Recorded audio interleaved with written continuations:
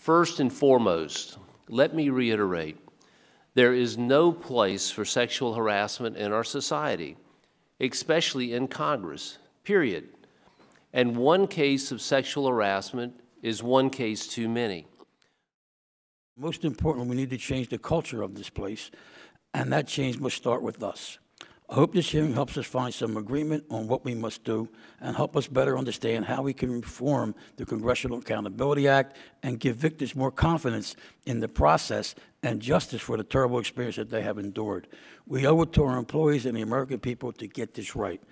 We've got to make sure that the victims have the opportunity to stay here and work. They have a right to be able to work in these hallowed halls. Just because they were pawed by a colleague of ours or by a staff member is not a reason to then, if they file a complaint, to ostracize them. No system of training, monitoring, or reporting is likely to succeed in preventing harassment in the absence of genuine and public buy-in from the very top levels of an organization. Posing difficult and challenging questions to employees, most often through their lawyers, is necessary to assess whether sexual harassment has occurred and correcting any inappropriate behavior.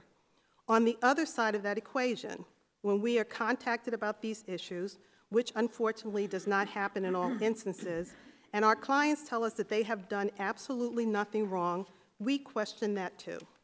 During at least the counseling stage, and certainly in the mediation stage, when the employing office is represented by OHEC, that the victim feels entirely alone and is at a severe disadvantage. So what we propose to do is really beef up the counseling stage so the counselor actually actively participates in technical advice in drafting a complaint.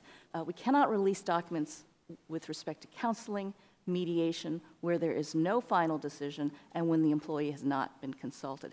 Having said that, we would like to work with this committee to change that rule.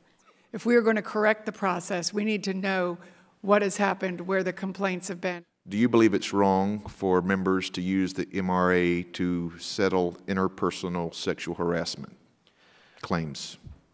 My personal opinion Personal opinion. that the taxpayer should not be on the hook for that. Thank you. With that, I yield back, Mr. Chairman.